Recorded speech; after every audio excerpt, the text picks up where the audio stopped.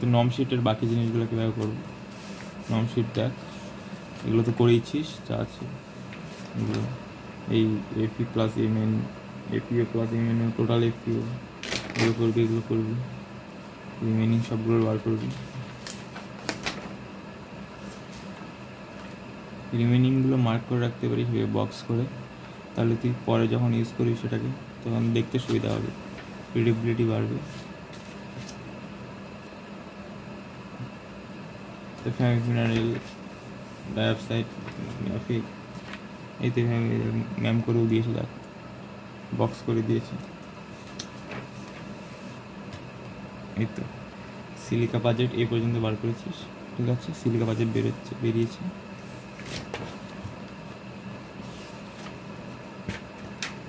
প্রথম ব্যাপারটা হচ্ছে সিলিকা বাজেট বেরিয়েছে মানে এটা হচ্ছে এই সিলিকাটা লেগেছে হচ্ছে তো কোথায় বলতো, এই সিলিকাটা লেগেছে, বাকি যে সমস্ত এই সিলিকাটা লেগেছে এই অর্থোক্লেস, অ্যালবাইট, অ্যানথ্রাইট, ডাইঅক্সাইড, হাইপারসিন এই মিনারেলগুলো ফর্ম করার জন্য। তো যেই আমাদের কাছে সিলিকা কতটা আছে 0.897, এটা সিলিকা আছে এইটা, তো যে বাকি সিলিকা সেই বাকি সিলিকাটা এটা তার আর আছে আমাদের কাছে এতটা, তো তার বাকি থেকে আমাদের কোয়ার্সটা তৈরি হবে। এই কোয়ার্স ফ্রি এসআইটের এই কোয়ার্স তৈরি হবে, এগুলো সব থিওরিটিক্যাল। তো এতটুকু কোয়ার্স তৈরি হবে থিওরিটিক্যালি। তো এতটুকু কোয়ার্স তৈরি হলো, তারপর আমরা আরেকটা চার্ট করবো, সেই চার্টটা আছে এরকম। এই চার্টটায় দেখ, চার্টটা টেবিল, এই টেবিলে দেখ oxide, weight percentage, molecular weight, molecular proportion. আর আমাদের কাছে এখন কী আছে দেখ, এগুলো দিয়ে আমরা কী বার করেছি, এগুলো আমরা ডাইঅক্সাইডের ওয়েট পার্সেন্টেজ বার করেছি, সরি মলিকুলার প্রপোর্শন। সো এই সাইডে মিনারেল লিখবো আর এই সাইডে মলিকুলার প্রপোর্শন আমরা বার করেছি। কোয়ার্সের মলিকুলার প্রপোর্শন কত 0.0678, 0.0678 এভাবে বসালাম সবগুলো জায়গায়।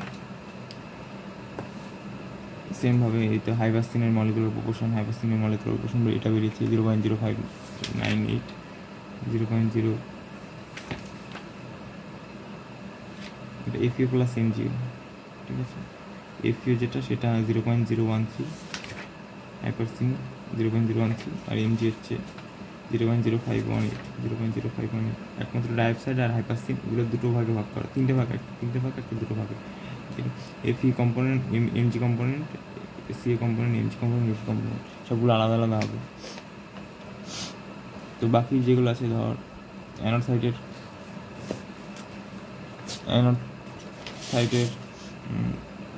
মলিকুলার প্রপোর্শন 0.0582, অ্যানোথ্রাইট 0.0582, কোথায় 62 কী বলিস, এখানে হচ্ছে 62 সরি, ঠিক হলো। আর ফর্মুলাইট এগুলো দেওয়াই থাকবে, কোয়ার্সের এত এত এত এটা দেখে মানে এটাই হবে, নর্ম শিটেও দেওয়া আছে। এটা হচ্ছে ফর্মুলা ওয়েট, নর্ম শিটে যদি দেখিস এটা হচ্ছে ফর্মুলা মানে মলিকুলার ওয়েট।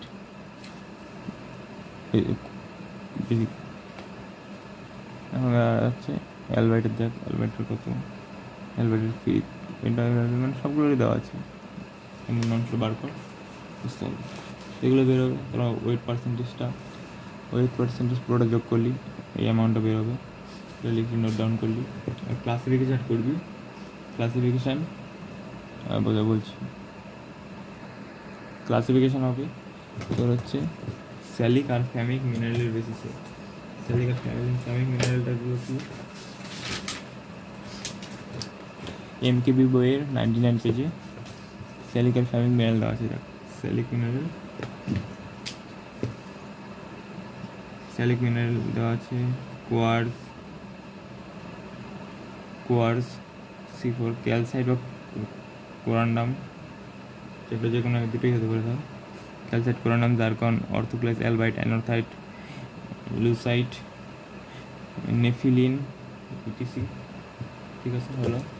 আর ফ্যামিক মিনারেল বলেছে হচ্ছে এই কি অ্যাকমাইট, ডাইঅক্সাইড, উলাস্টোনাইট, হাইপারসিন, অলিভিন, ম্যাগনেটাইট,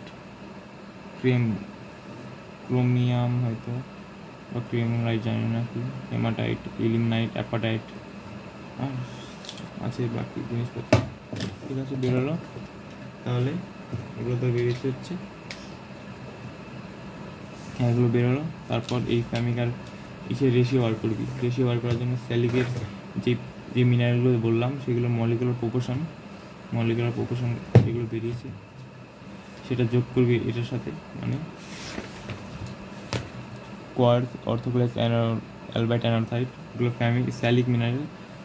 এই ওয়েট পার্সেন্টেজগুলো যোগ করবি, আর বাকি ফ্যামিক মিনারেলগুলো ওয়েট পার্সেন্টেজ যোগ করলি। যোগ করার পর যেটা বেরিয়েছে, আর সে এখানে দেখ এগুলো ফ্যামিক, এগুলো স্যালিক, এগুলো রেশিওটা বার করলি। স্যালিক ইস টু ফ্যামিক মানে 54/42, যেটা বেরোবে 1 এটা সামথিং, যেটা বেরোবে।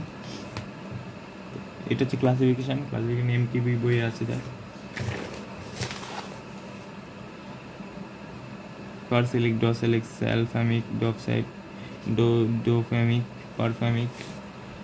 তো ক্লাস 1 2 3 4 5 এই 5টা।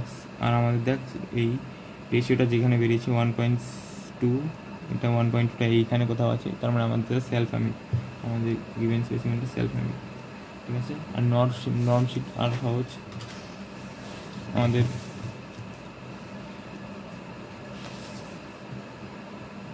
যেগুলোই বেরিয়েছে দেখ, SiO2 ওই প্রথম চারটা দেখা যাচ্ছে SiO2 কত, ওয়েট পার্সেন্টেজ এত এত এত, এগুলো তো প্রথম চার্টেই দেওয়া আছে। তো SiO2 তো এইভাবে বসাবি এটা। তারপর মলিকুলার প্রপোর্শন এটাতে ভাগ করলে মানে এই তো এইগুলোই বসালি। এগুলো কীভাবে বসাবি এই দেখ, একটা একটা করে বলছি। এগুলো অ্যাপাটাইট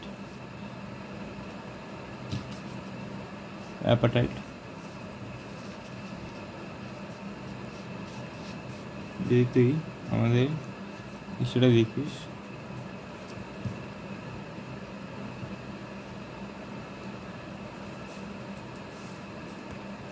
দেখ অ্যাপাটাইটের জন্য P2O5 লেগেছে কত, P2O5 লেগেছে 0.023। তো এখানে অ্যাপাটাইটের সেকশন, এটা P2O5 এর সেকশন, এই জায়গাটা লিখবি 0.023, যেটা যতটা লেগেছে। আর সিএও কতটা লেগেছে 0.007। তো এখানে অ্যাপাটাইট এর এফিও না সিএও লেগেছে 0.007। ঠিক আছে, এভাবে তো আর কি একটা ধর ম্যাগনেটাইটে এফিও লেগেছে কতটা, এফিও লেগেছে 0.0125।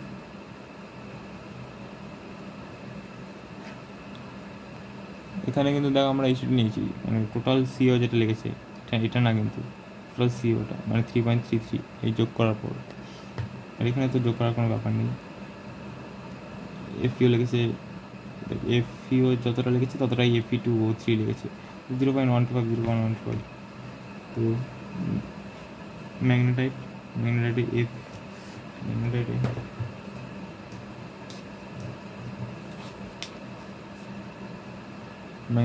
এফিও লেগেছে হচ্ছে 0.125।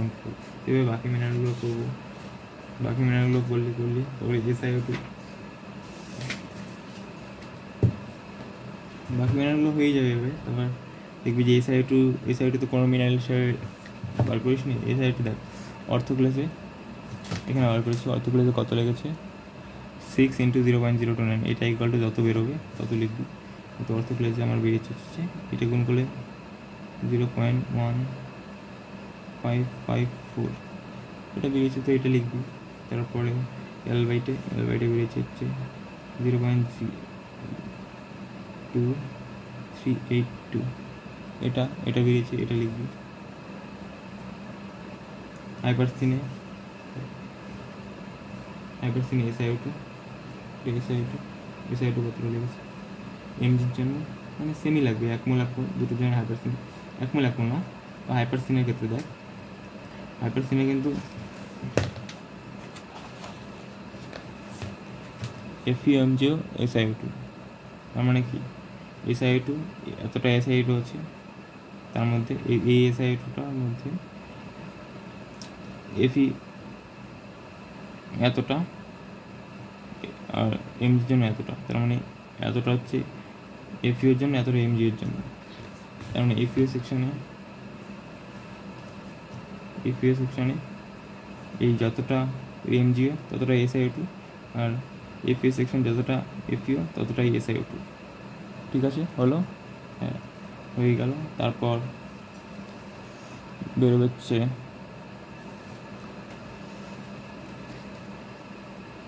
মলিকুলার প্রপোর্শন তো এখানেই বার করেছিস।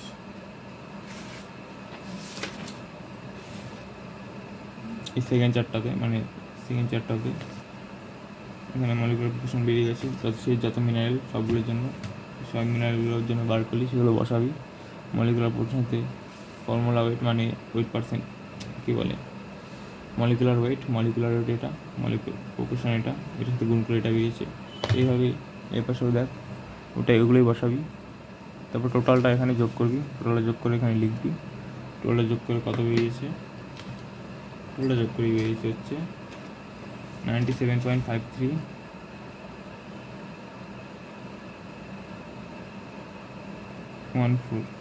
97.5314 বেরিয়েছে। তো আর এটা তাহলে এটা আর হওয়ার কথা 100%, তার মানে লস অফ ইগনিশন। এই দেখ, লস অফ ইগনিশনে আমরা বাকি অ্যামাউন্টটা অ্যাড করবো, মানে 100 মাইনাস 97.5314 করতে হবে। দেখ তাহলে এটা কত বেরোবে, 100 থেকে বিয়োগ করলে ওই 2.4686 এরকম কিছু বেরোবে, এটাই বেরোবে। দেখ, হ্যাঁ, এটা লস অফ ইগনিশন, ব্যাস এতটুকুই।